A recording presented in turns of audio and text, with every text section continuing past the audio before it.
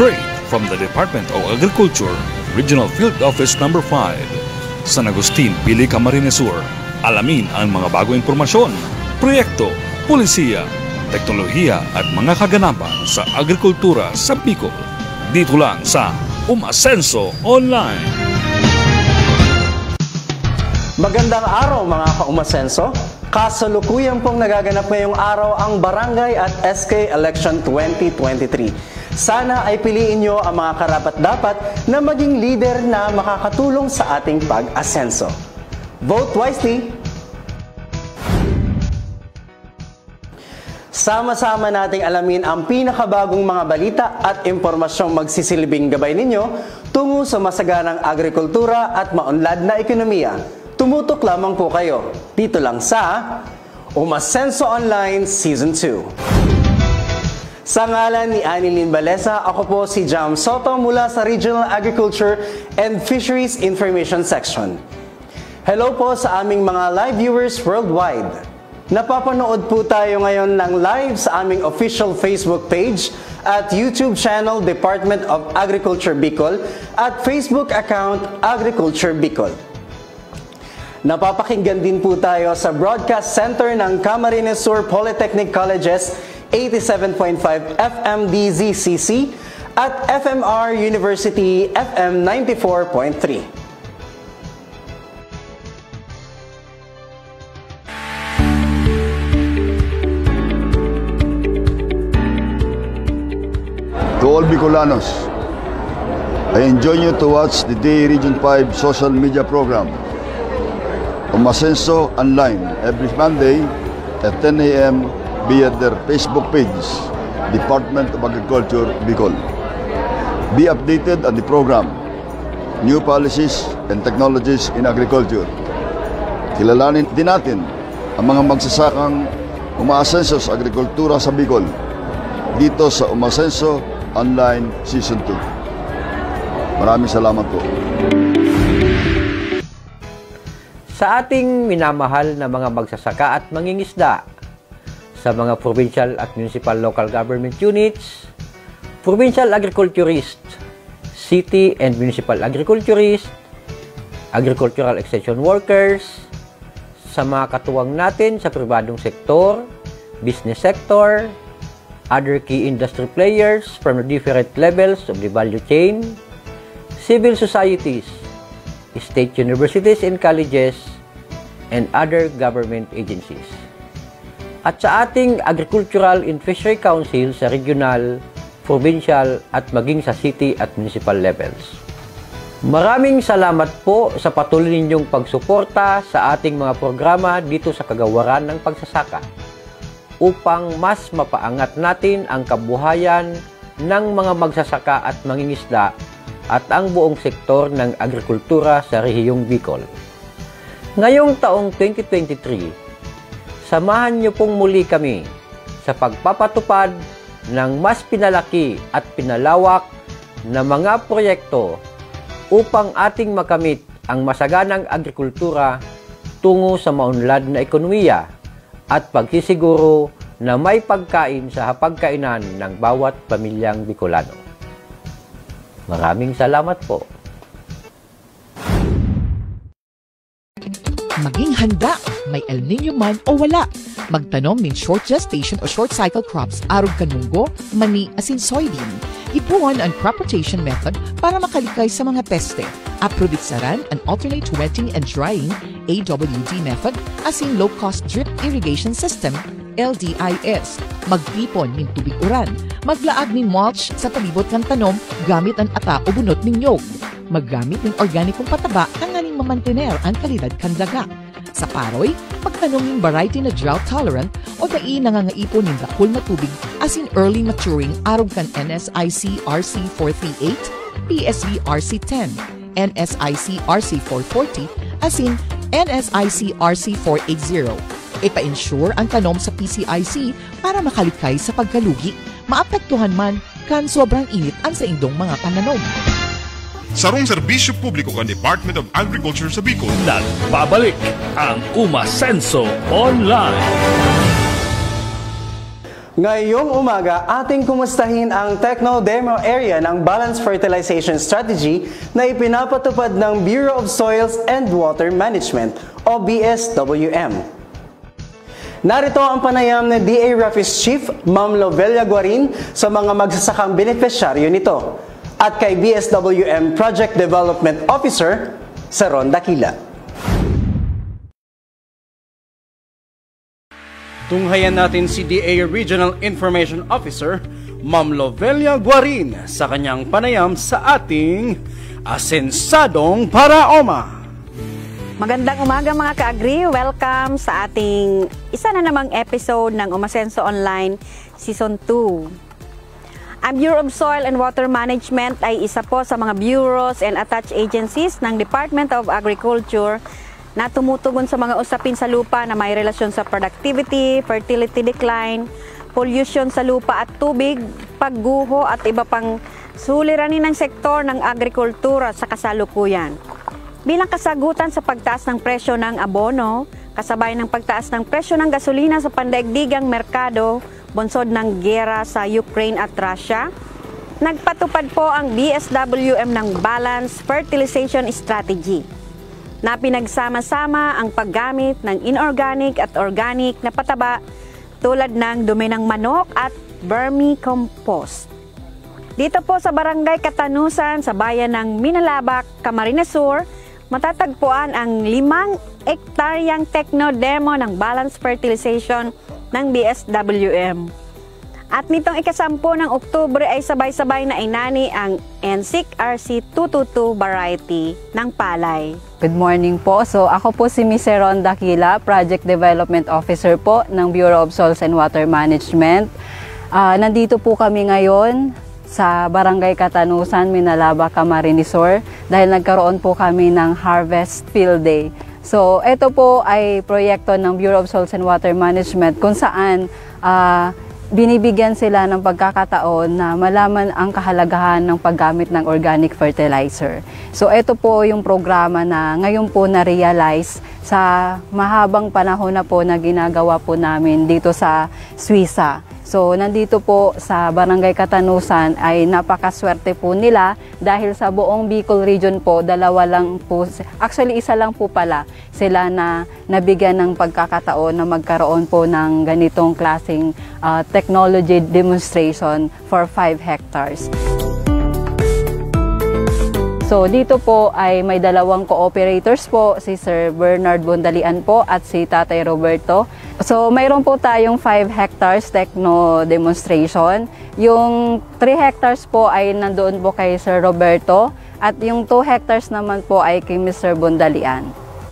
Ang variety po na ginamit po ng 5 hectares techno demo po ay RC222. So, nagsimula kami ng June, tapos ngayon po napakaswerte po at naka-harvest din po, successfully po naka-harvest po kami. So, ang expectation po namin ay magkaroon po sila ng 5 to 6 tons po ang harvest po nila sa 5 hectares.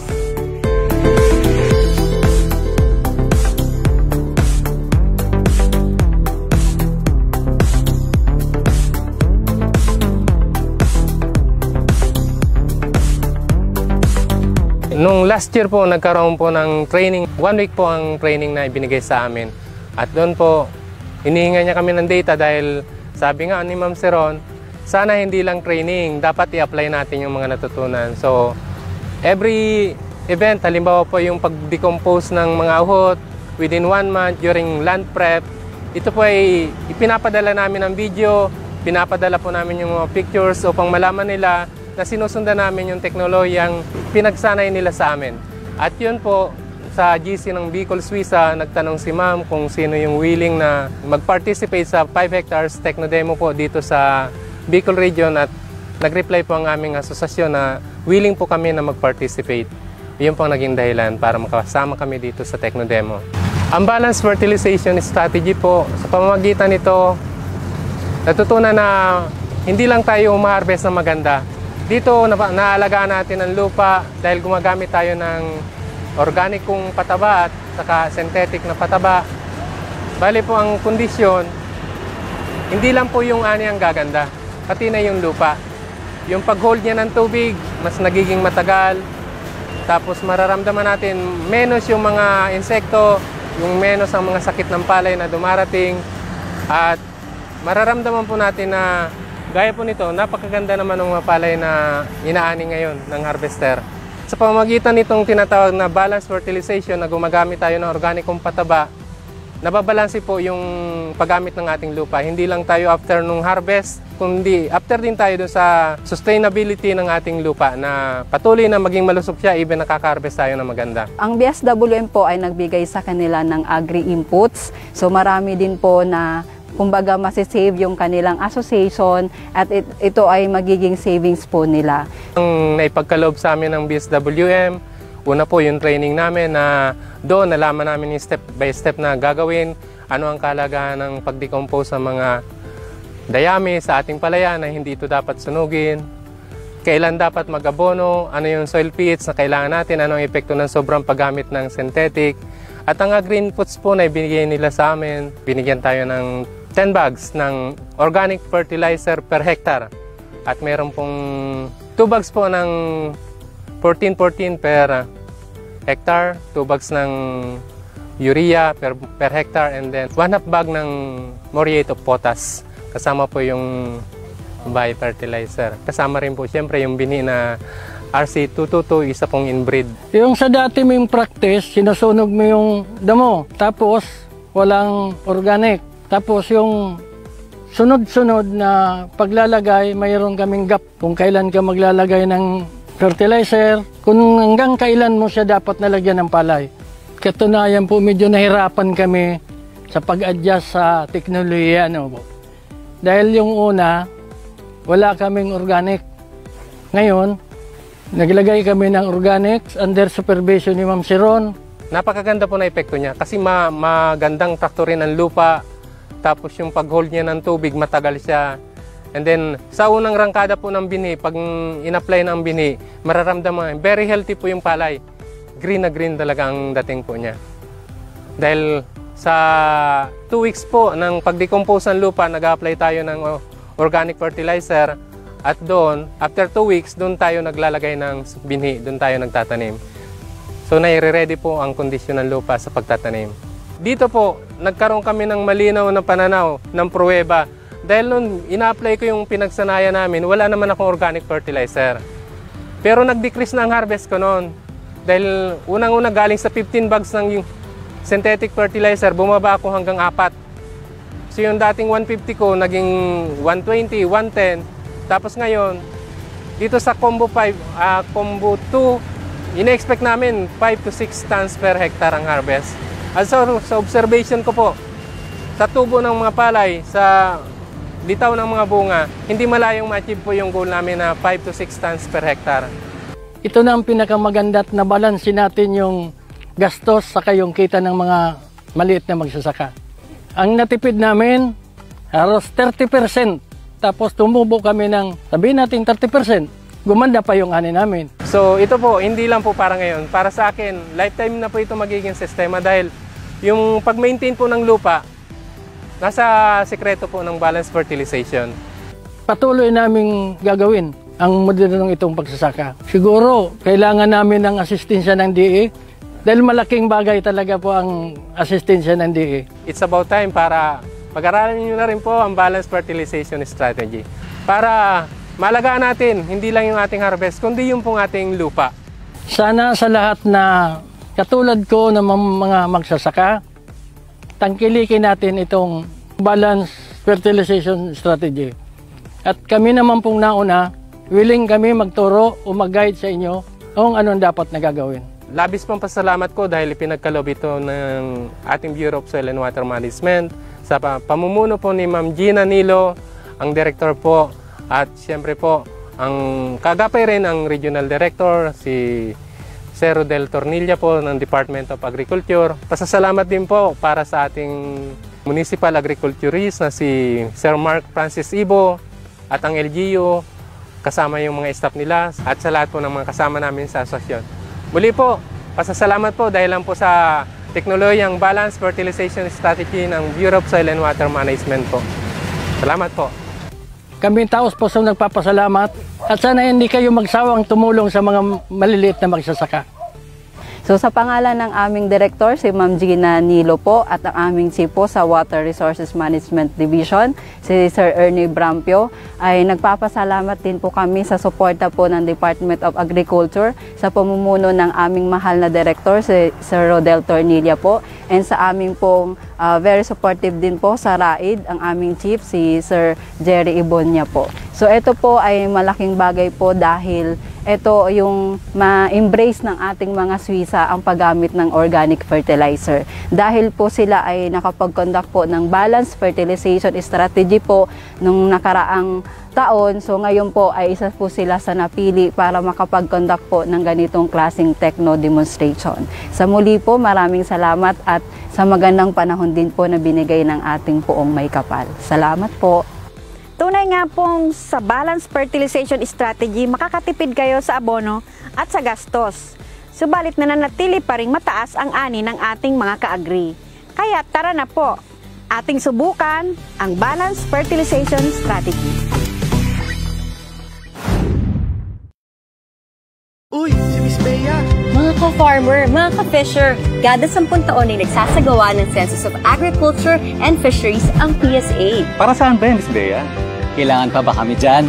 Oo naman! Responsibilidad natin na lumahok sa census upang masiguro na lahat ay maging bahagi para sa pagtugon sa mga hamon sa sektor ng agrikultura at pangisdaan. Kaya bawat boses, mahalaga. Simula Setyembre 2023, ang mga enumerators ng PSA ay mag-iikot sa mga kabahayan at barangay hall upang mangalap ng impormasyon ukol sa mga nasabing sektor. Huwag mag-alala, ang lahat na impormasyon na ibabahagi sa CAF ay mananatiling confidential. Bea Alonzo po, sumusuporta sa CAF. Kaya't mga ka-farmer at ka-fisher, ating suportahan ang census ng bayan. Ka-farmer, ka-fisher, tayo ang bida!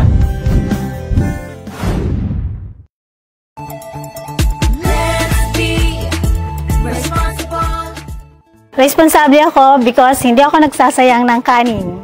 Responsible ako because I know the hardship of our farmers. Responsible ako because rice makes our lives nice. Responsable ako because kumukuha lang ako ng kanin na kaya kong ubusin. Responsible ako because bigas ng Pinas ang binibili ko. Responsible ako because I love rice. Responsible ako because bawat butil ng bigas ay mahalaga. Responsible ako because I know the hardship of our farmers. Responsable ako because my parents work hard for my food. Responsible ako because mahal ang bigas. Responsible ako because lehitimo akong magsasaka since birth at ito ang naman ako sa aking mga magulang. Responsable ako because pinapahalagaan ko ang pera ng aking mga magulang.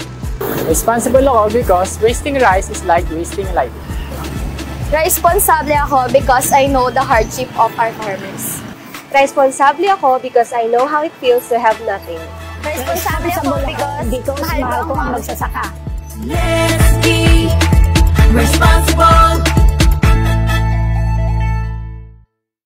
Nagbabalik ang Umasenso Online para sa ating mga umaarangkadang balita.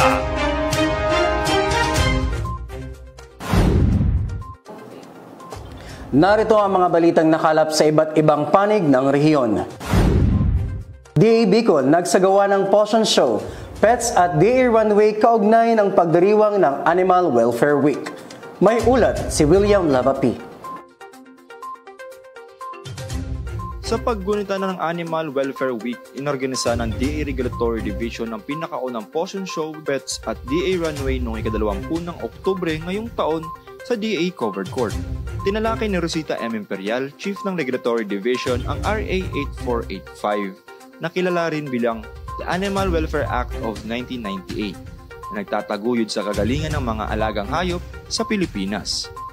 Layunin rin ng aktibidad na may temang Educate, Engage, and Transform ang magbigay ng kaalaman sa mga tao sa tamang paraan na pangangalaga sa kanilang mga aso at pusa si Dr. Edgar R. Madrid, Regional Technical Director for Research and Regulations, ay nagpasalamat sa 9th Infantry Division sa kanilang patuloy na pakikipagtulungan hindi lamang sa ganitong uri ng aktibidad kundi pati na rin sa food security program ng pamahalaan. Kasama rin sa kaganapan ang Basic Obedience Lecture mula sa 9th Infantry Division kung saan ipinakita nila ang mga pangunahing obedience technique na itinuturo nila sa mga aso tulad ng paghahanap sa pampasabog, pagtukoy ng mga pinagbabawal na droga at operasyon sa search and rescue. Ipinalabas din nila ang mga 5 pangunahing utos, kill, sit, down, stay, and come. Ipinamalas ito ng 3 Jack Russell Terrier breed at 2 Belgian Malinois. Ang fashion show ang pangunahing bahagi ng kaganapan.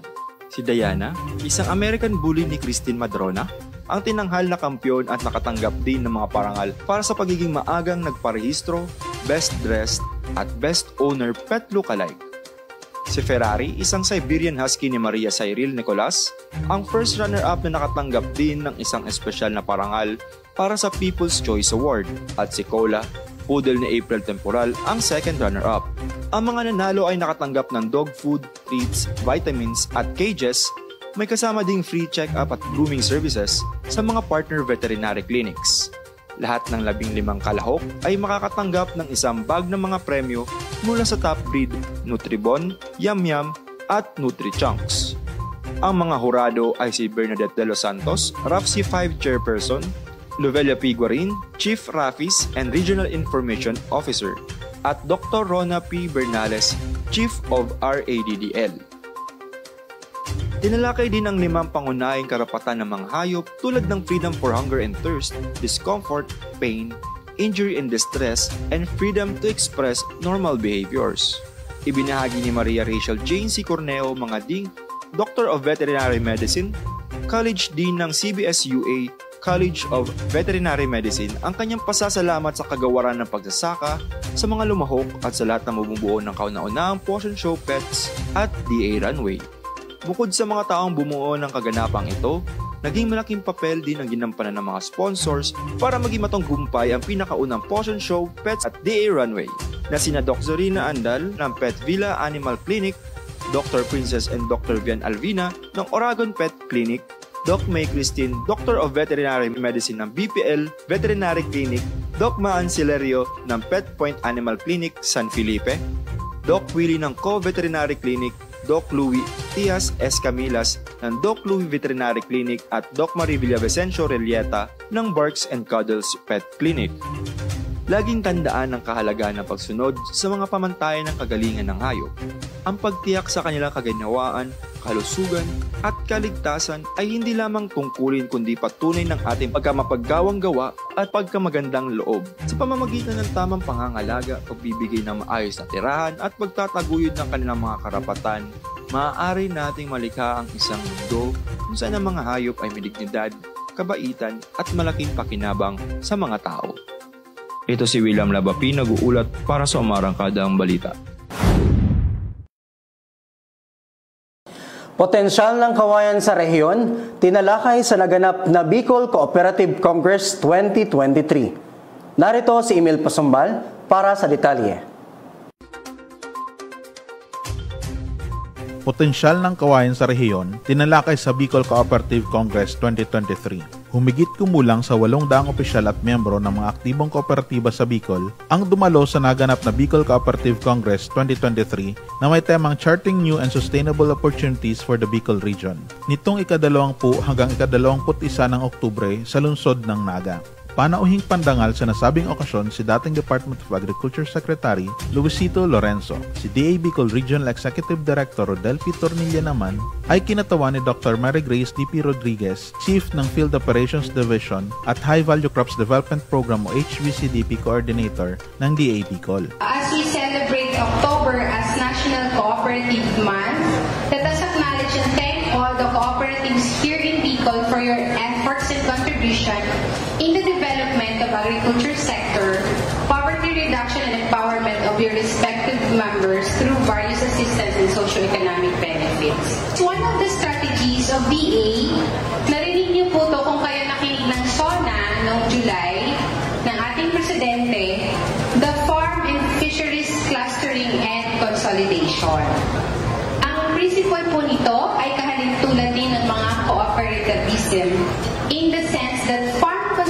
recognition gives our farmers identity as it ushers one mind, one heart, and one aspiration. Consolidation or cooperativism unifies individual aspirations into greater goals. This is a strategy we offer now to our farmers and fishers to enhance their decision leverage, which includes their bargaining power and command of higher price for their produce, as well as increasing production without necessarily increasing production costs. Meron din po kaming nakakluster ng mga cooperatives, mas nagiging malakas po yung bargaining power nila to avail higher prices. The Bicol HBCDP, yung aming pong High Value Crops Development Program, which I handle, we focus already on bamboo industry. Pumasok lang po yung bamboo sa DA through executive order last 2020. On the realization that a source of income for farmers and entrepreneurs through the showcase of bamboo technologies and creation of a venue for agri-learning and development. The bamboo happened to be included in the high-value crops. Nagbigay na po kami ng programa dito by providing 3,000 pieces of bamboo produce or kawayang tinik distributed to farmer groups in Albay and Camarines Sur. So we also established a bamboo nursery at DA Albay Research Development Center in Tabaco City. And this year, we have distributed about 12,000 pieces of bamboo produce, bima and kawayang tinik varieties. And also, we will establish a bamboo nursery and a bamboo curing facility. Ito po yung maganda next year. Maglalagay kami ng nursery or primary facility in Bula, Camarines Sur. So this is a 6.5 million worth of project that is first in Bicol. Ayon kay Dr. Rodriguez, taong 2020 nang maisama ang kawayan bilang isa sa mga high-value crops. Ang DAHBCDP ay namahagi ng planting materials, nagpatayo ng bamboo nursery sa Albay Research Development Center sa Tabaco City at nagsagawa ng mga trainings on bamboo production. Masaya niya ring ibinalita na sa taong 2024, ang ahensya ay magpapatayo ng bamboo nursery at curing facility sa bayan ng Bula, Camarines Sur. Yun po yung primary processing ng bamboo slats para po siyang mga sticks. Ipaprocess na po doon sa lalagay naming curing facility para po pwede na po siyang magamit as raw material for further commercial purpose ng bamboo. Dagdag pa niya, ang produksyon ng kawayan ay isang potensyal na mapagkukunan ng karagdagang kita para sa mga magsasaka. Isa sa mga kooperatibang nakilahok ay ang Multi-Agri-Forest Community Development Cooperative na kinabibilangan ng mga empleyado ng DA Bicol. Ang Bicol Cooperative Congress 2023 ay bahagi ng pagdiriwang ng Cooperative Month tuwing Oktubre. Ito po si Min Pasumbal, nag-uulat para sa Umarangkadang Balita. Food Safety Awareness Week ipinagdiwang. Narito si Mitch Alfigura para sa detalye. Ipinagdiriwang ng Department of Agriculture ang ika-23 hanggang ika-27 ng Oktubre bilang Food Safety Awareness Week. Ayon sa World Health Organization, mahigit sa 200 sakit kabilang na ang pagtatae at cancer ay sanhi ng pagkakain ng mga pagkain kontaminado ng bakterya, virus, parasites o chemical substances. Ang kontaminasyon ng pagkain ay maaaring mangyari mula sa produksyon hanggang sa pagkonsumo nito. Maaari itong magresulta sa maraming uri ng kontaminasyon sa kapaligiran, kabilang na ang pagdadala ng polusyon sa tubig, lupa o hangin. Gayon din ang hindi ligtas na pag-iimbak at pagproseso ng pagkain. Bilang mandato ng ahensya na ipatupad ang Food Safety Act of 2013, mas pinaigting ng Department of Agriculture Bicol ang interagency composition ng Regional Food Safety Focal Group o RFSFG sa pamamagitan ng consultative meeting na ginanap noong ika-10 ng Oktubre taong kasalukuyan sa Central Bicol Experiment Station sa DA Compound. Ito ay dinaluhan ng mga pinuno at kinatawan ng regulatory agencies sa ilalim ng DA Bicol, ang National Meat Inspection Service o NMIS, Agricultural Training Institute ATI-RTC 5, Bureau of Fisheries and Aquatic Resources o BFAR, Fertilizer and Pesticide Authority o FPA, National Food Authority o NFA, Philippine Coconut Authority o PCA, Sugar Regulatory Administration o SRA at Bureau of Plant Industry o BPI.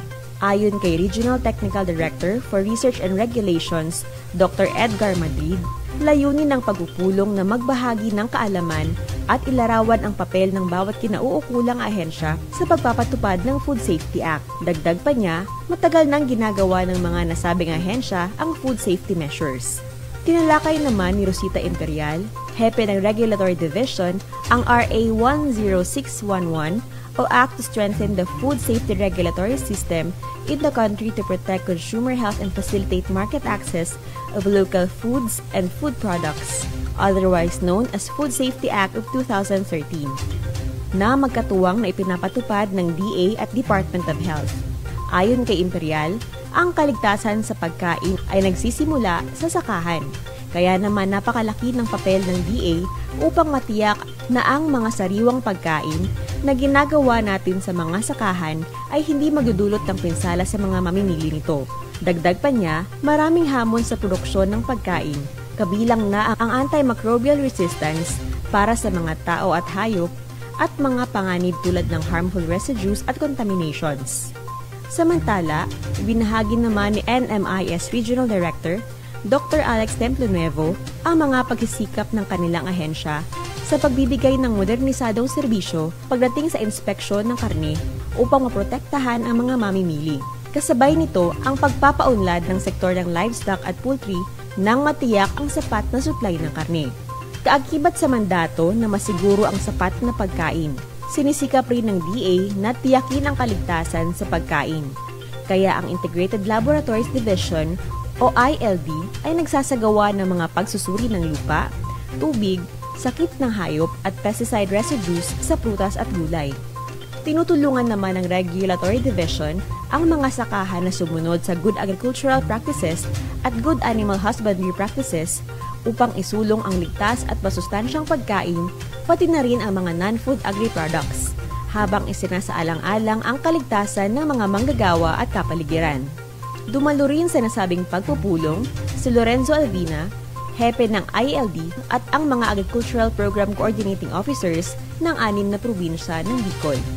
Ito po si Mitch Alfigora para sa Umaarangkadang Balita.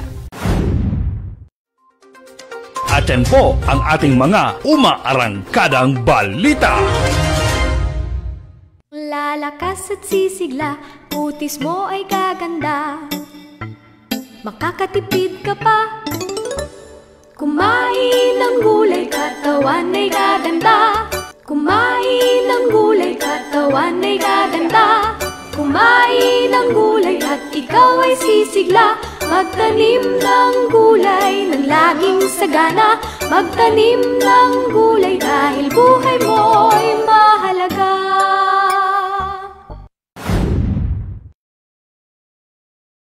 Isa ka pa rin ba sa mga magsasaka nagtatanim ng 100 to 150 kilo ng bini ng palay kada ektarya? Alam mo bang bukod sa mas napapagastos ka ay mababang kalidad ng palay ang iyong aanihin? Kundi ng 40 kg na dami ng high quality inbred o certified seeds na rekomendado ng DA sa bawat ektarya. Makakatipid ka na, makakasiguro ka pang 85% nito ay tutubo o higit pa. Maaari ito sa dalawang paraan ng pagtatanim, transplanting o kaya direct seeding. Para sa inyong mga katanungan, makipag-ugnayan sa DA Bicol, kaya bisitahin ang DA Regional Field Office sa San Agustin Pili, Camarines Sur. Nagbabalik ang Umasenso Online. Bantay Presyo. Narito na ang mga bagong presyohan sa merkado ngayong araw ng Huwebes, ika-26 ng Oktubre ngayong taon. Sa Naga City Public Market, ang well-milled rice ay 45 pesos, pork kiempo 290 pesos, tilapia 160 pesos, galunggong 200 pesos, whole chicken 200 pesos, egg medium size 8 pesos per piece, ampalaya 80 pesos, tomato 100 pesos, cabbage 160 pesos, pechay bagyo 120 pesos at red onion lokal 180 pesos.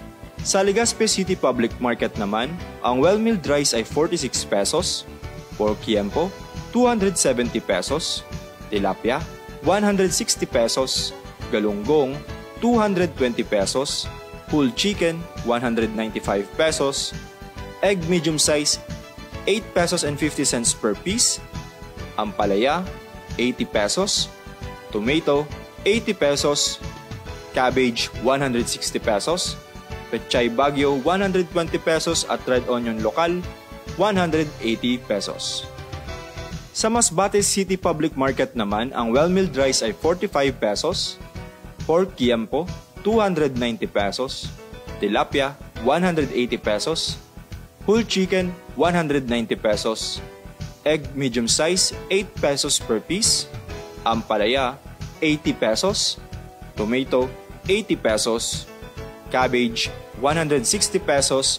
Pechay Baguio, 140 pesos at red onion lokal, 180 pesos.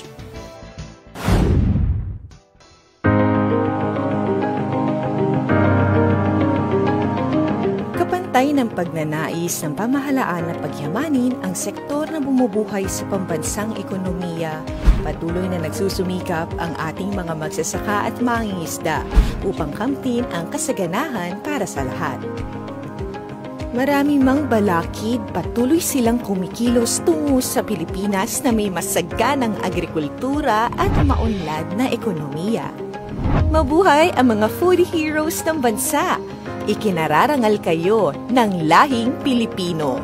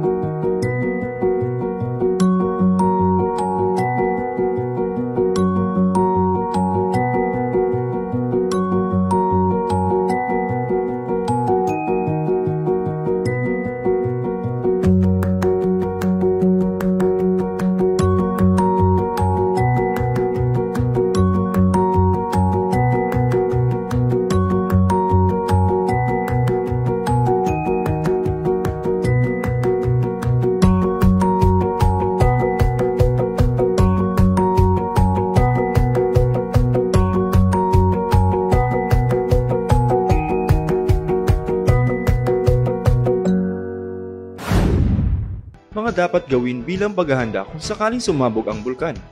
Maghanda ng mga supply kit tulad ng flashlight, whistle, tubig, sapat na pagkain, face mask, blankets, sturdy shoes, damit o jacket, power bank, radyo at ekstrang baterya, pera, tools tulad ng wrench, pliers and screwdriver, can opener, maps, cellphone and charger, duct tape, and waterproof containers. Makipag-ugnayan sa municipal agriculturist hinggil sa posibleng kakailanganin sa mga taniman. Magpasigurong magparehistro sa Philippine Crops Insurance Corporation sa mga bago pa lamang na tanim. Palaging makinig sa radyo or sa TV para sa mga updates.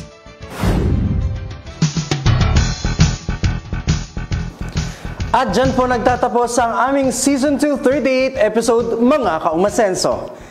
Sa ngalan ni DA Bicol Regional Executive Director Rodel Tornilla at Rapis Chief Ma'am Lovelia Guarin, maraming salamat po sa inyong pagsubaybay.